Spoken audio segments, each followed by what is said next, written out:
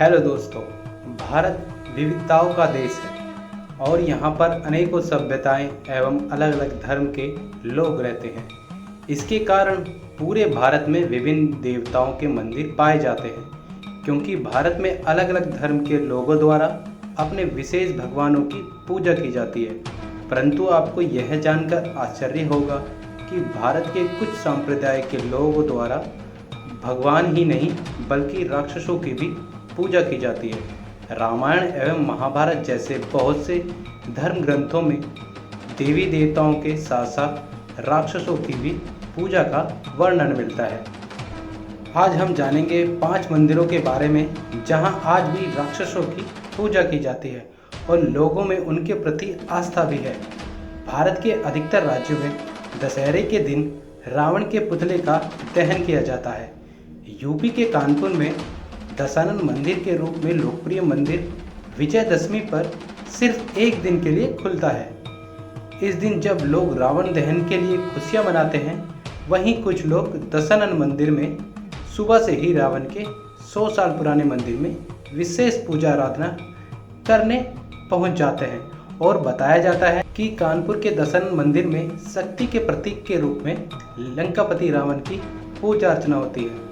इस मंदिर में आने वाले श्रद्धालु तेल के दिए जलाकर मनोकामना मांगते हैं। साथ ही ये भी परंपरा है कि दशहरे वाली सुबह 8 बजे दशानन मंदिर के कपाट खोल दिए जाते हैं। रावण की प्रतिमा का साज श्रृंगार किया जाता है। इसके बाद रावण की आरती होती है। फिर शाम को मंदिर के दरवाजे 1 साल के लिए बंद कर दिए जाते हैं। बहुत अजीब लग रहा होगा ना कि दशहरे के दिन जब देश भर में लोग भगवान राम की जीत का जश्न मनाते हैं, रावण की हार यानी बुराई की हार की खुशियां मनाते हैं, तो हजारों भक्त कानपुर के शिवाला इलाके में छिन्नमस्तिका देवी मंदिर के बाहर 10 सिरों वाले दशानन मंदिर में आते हैं। इस मंदिर में 5 फुट ऊंची रावण की मूर्ति है। लंकापति रावण की यह शक्ति और ज्ञान के अवतार होने के अलावा भगवान शिव और देवी छिन्नमस्तिका के रक्षक के रूप में पूजा की जाती है। आपको बता दें कि देश भर में महाज्ञानी रावण के 7 मंदिर हैं, जिसमें से एक मंदिर कानपुर में है, जहां पर रावण को भगवान शिव के महान भक्त के रूप में पूजा जाता है। दूसरे नंबर का मंदिर है दुर्योधन के मामा शुकनी का। ऐसा कहा जाता है कि जब महाभारत युद्ध का अंत हुआ तो दुर्योधन के मामा शुकनी को प्रायश्चित हुआ कि महाभारत से बहुत अनर्थ हुआ है। इससे न केवल हजारों लोग मारे गए बल्कि साम्राज्य की अपूर्ण क्षति हुई। इस पश्चाताप में शुकनी अति कुंठित होकर गृह जीवन का त्याग कर संन्यास जीवन को अपना लिया। कालांतर में मामा शुकनी केरल राज्य के कोलम में व्यथित और शोकाकुल मन को शांत करने हेतु भगवान शिव जी की कठिन तपस्या की।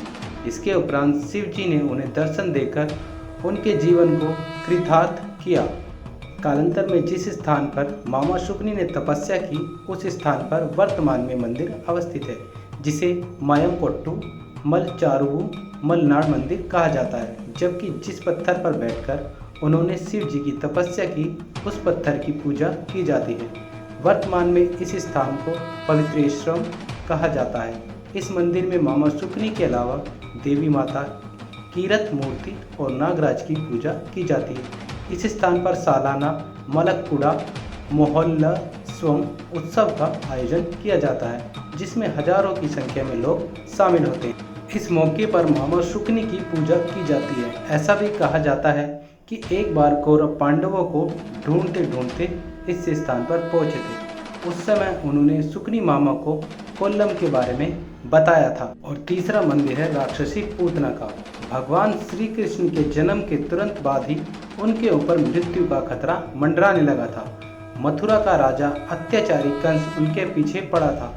इस तरह जन्म के ठीक 6 दिन के भीतर भगवान को मारने के लिए कंस की ओर से भेजी गई राक्षसी पूतना आई थी। पूतना की योजना थी कि वह अपने स्तनों पर विष लगाकर जाएगी और धोखे से नन्हे बालक को पिला देगी। इस तरह कंस के रास्ते का कांटा मिट जाएगा।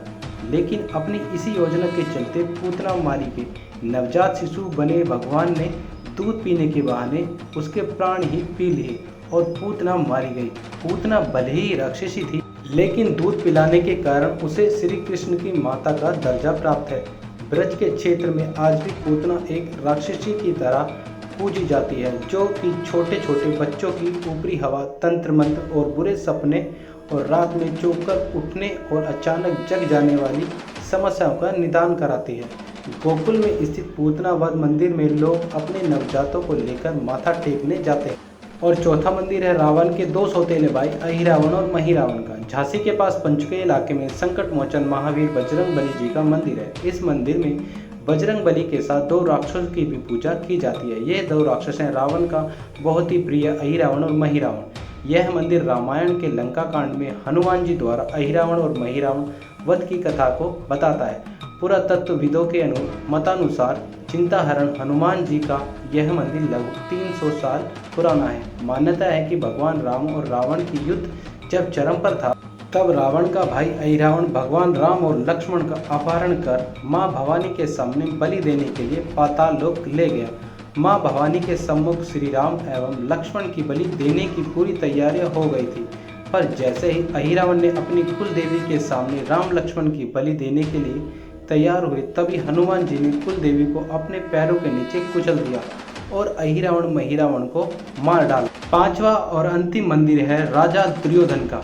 गांधारी का बेटा राजा दुर्योधन एक बार हिमालय के गढ़वाल में घूमते घूमते जौनसार बाबर अंचल के ओसाला गांव पहुंचा।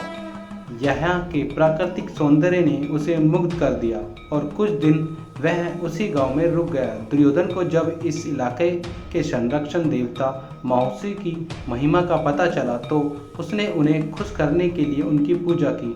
माहुषी खुश हुए और उसे घाटी के इस इलाके पर राज करने का आशीर्वाद दे दिया।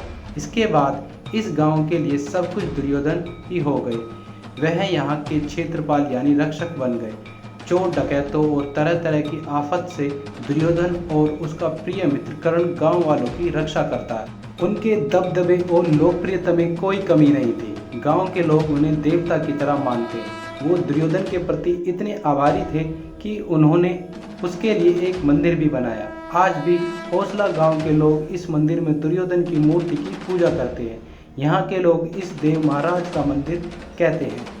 उस महीने की 5वीं तारीख से दुर्योधन की मूर्ति एक रंगारंग शोभा यात्रा के जरिए मोरी तालुका के फितारी गांव पहुंचती है। इस यात्रा की अगुवाई करते हैं जौनसार बाबर क्षेत्र के कई समुदाय के मुखिया और ओसला मंदिर के मुख्य पुजारी। वहां से कोटगांव दत्तमीर होते हुए 20 दिन बाद फिर दुर्योधन की मूर्ति ओसला मंदिर में लौट आती है। किंवदंती है कि कुरुक्षेत्र के युद्ध में दुर्योधन के मारे जाने के बाद इस गांव के लोग इतने दुखी हुए कि कई दिनों तक रोते रहे। उनके आंसुओं से तमसा नदी फूट पड़ी, जिसे आज टॉन्स के नाम से जाना जाता है।